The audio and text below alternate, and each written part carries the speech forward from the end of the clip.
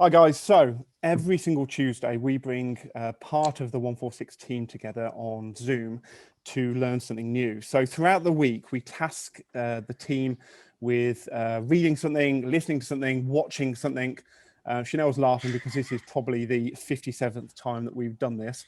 We're just going to put it out there. So we challenge the team to watch something, read something, listen to something, and feed it back to the team at 11:30 on Zoom on a Tuesday. For a number of different reasons. First of all, it helps educate each other, even if it's the basics, even if it's something we've learnt or talked through before. It helps us apply stuff to our client campaigns as well, and helps us to improve those. And it also improves our marketing. It's stuff that we can put out in the form of blogs, podcasts. We're going to be launching Lunch and Learn soon as well, so it'll form part of that. So I wanted to kind of give you share a little bit of what we're doing. I'm not going to take through the whole thing, but in fact, we've been through it today already. But I'm going to ask each of the four of us on the call to talk through one of the things really quickly that they've learned from some of the research they've been doing this week. So I'm going to start off.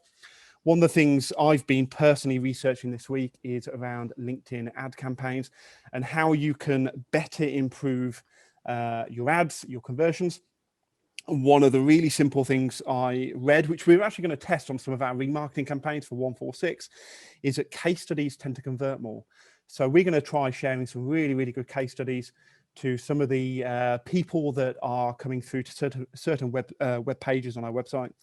And we're going to see whether that actually works. So that's me. I'm going to go over to Amy. If you're prepped, talk us through one of the things that you learned this week. So I looked into reasons why people may unfollow you on social media. So one of the reasons is that 15% of people will unfollow you because you don't reply to any comments or questions that they may send in to you. So it's really important to always engage with your audience and respond, even if it's just a smiley face or you like their comment, something, just always engage with them. And then they won't follow you, hopefully. That's good. And we see it a lot on client campaigns that we take on. In the past, they've not necessarily kind of responded to people enough.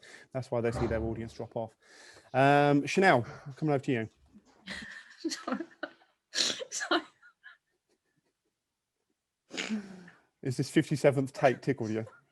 I'm so sorry. So I've been looking at podcasts. Tom, we'll come over to you while Chanel composes herself, because I'm not recording this again. Okay, my research this week has been on page titles on your website and how you can improve the quality of your click-through rates. So when somebody searches for something on a search engine like Google, how often do they visit your web page? And one of the things you can do to improve how often people click on your website is to put a question into the page title, which is the snippet of information that appears as the first line of text when you see a list of results on a search engine.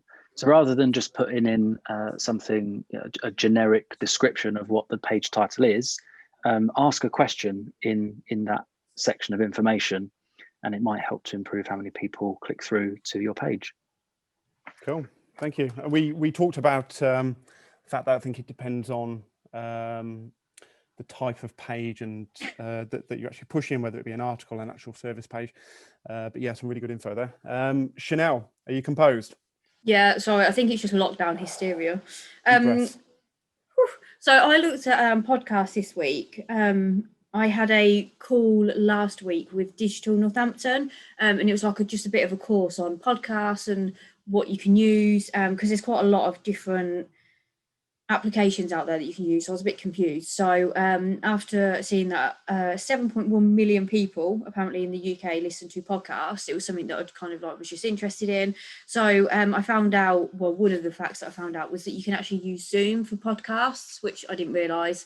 And you can actually just record the audio and then edit it and make it into a podcast. So I think that was quite a cool and interesting tip to learn. Cool, thank you. Yeah, we'd been chatting about podcasting for a while, hadn't we, for various different reasons. And there's so much info out there about, you know, various different tools and, you know, use this, use that. I think we, well, you in particular, you know, you weren't confident with using a particular tool, but Zoom seems to be the answer for now. So I think you're going to give that a go, and we'll move forward with a few projects. So guys, thank you for obviously listening if you've tuned in for the whole thing. And yeah, so this is a little bit of a snippet as to, you know, what we do on a, you know, on a weekly basis to keep ourselves upskilled, keep ourselves educated. It's, like I say, it is a short snippet. We've been on for about 40 minutes now. Thank you. See you in a bit, guys. That's enthusiastic waving.